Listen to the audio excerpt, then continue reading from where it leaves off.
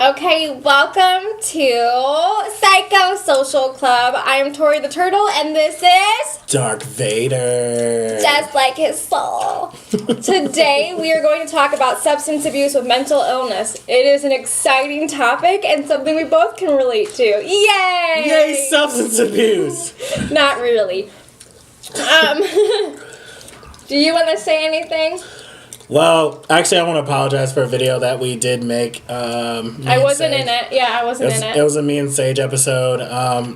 We were really hypocritical because we both were going through something bad, and we're like, let's drink and talk about it. So we posted the video, and I got a terrible response, so we went ahead and deleted it. So I do want to apologize on behalf of on Sage's behalf, because I know that she would want to say sorry to you. But it is a very, very, true subject, because the first thing you turn to is like, you know what, everything sucks. I just want to do drugs. I want to get drunk. I want to do the most dangerous drugs that I could ever get my hands across without even thinking twice about it, just to mask the pain. It's all about numbing the voices in the head. For me, I abused alcohol when I was in high school for a good solid year. When I lived in Iowa, I was a drunk mess all the time. And I stopped drinking when I was raped. That was a big breaking point to me. And then also having my daughter, she kind of gave me purpose and a reason. But I also started smoking pot last year around August, and I smoked it for a full year because I was going through a lot and I didn't know how to reach out and I didn't know how to stop the voices. The only thing that stopped it was smoking pot. And I really used that as an excuse to get high all the time. And it wasn't for fun. It wasn't to try and have a good time. It was to mask the fact that I was so unstable in my head that nothing was going to work.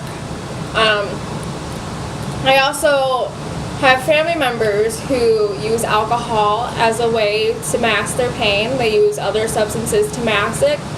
I won't say who, but I know a family member who does hallucinogens, and they say that it helps, but they aren't taking their medication. And when you rely on drugs and you're not getting stable, there's no way you're ever going to be stable because you're a hot fucking freaking mess. And you're just going to keep using it as a crutch. And yeah.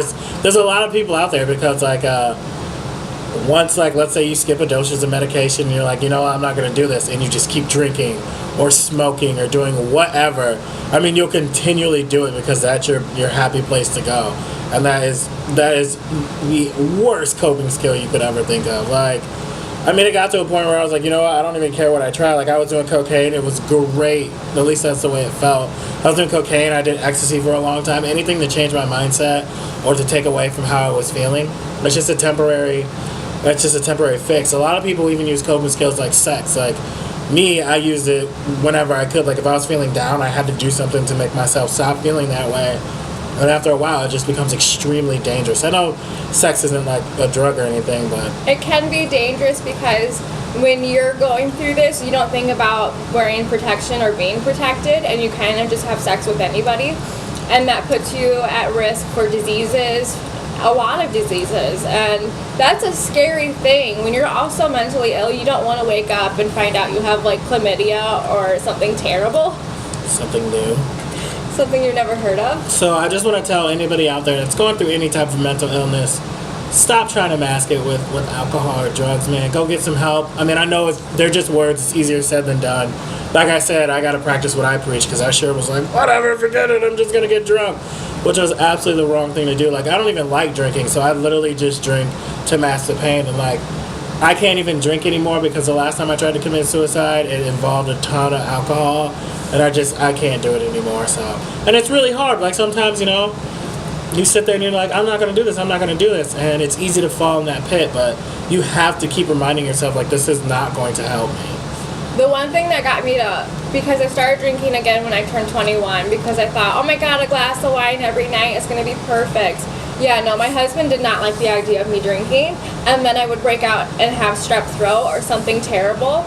And I found out I'm allergic to alcohol, so thank God that I know that I'm allergic to alcohol. With pot, I gained a bunch of weight. I was lazy. I didn't do. Gained a bunch of weight. What you get, like a whole 100 pounds? I was 120 and I lost. Now I'm like 98 pounds. It's weird.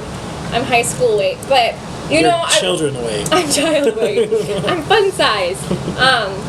No, like I wasn't really taking responsibility for my own actions. I would just be like, well, it's because I'm not high. That's why. I'm at Walmart having panic attacks, and I'm like, I need to go smoke a bowl instead of taking the steps to go, okay, I need to breathe. I need to find my happy place in a nice, stable mind, not someone that's freaking out and needs to smoke pot. Now, I know a bunch of people that smoke pot for PTSD.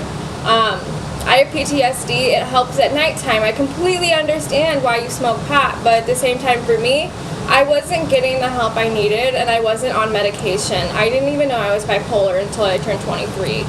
Yeah, and just like I've had a lot of people that are like, oh man, why don't you just self-medicate and smoke? No. And I'm like, oh, awesome, so I can be sad and high. Well, Yeah. That's an awesome combination. You're not really happy when you're stoned. You're just like a lazy sloth. You don't want to do anything. You don't want to move. It's lost technically already. Lazy or they just slow? They're just slow. I think there's Flash, stuff 100-yard dash. But I think substance abuse with mental illness is a big way to mask what you're really feeling, and if you're doing that, then I think you need to seek out help. Going to a center to get rehabilitated, it's not something to be shameful of. If anything, you're brave for going on your own will. I know so many alcoholics who complain about how depressed they are, and it's like, you're depressed because you're drinking. Alcohol is a depressant. It will not make anything better. It makes everything 10 times more worse the next 3 weeks.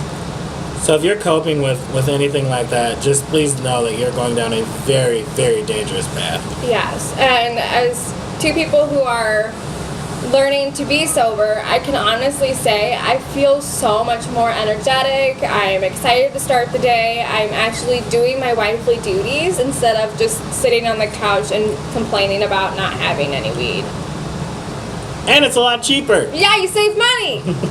Saved a crap ton of money. I can go buy makeup now. Me too. He looks gorgeous. So I think we're gonna sign off because we touched pretty much all that we know. If you guys are dealing or know someone that is dealing with it, please talk to them, or you can talk to us and we can help you find resources. Because nobody wants to be criticized. No, we're not here to judge you. We're just here to tell you we know how it feels and we know the downfall of it. But this is another episode from the Psychosocial Club, and we love you. So, Bye. bye. Mwah. So cold. So cold.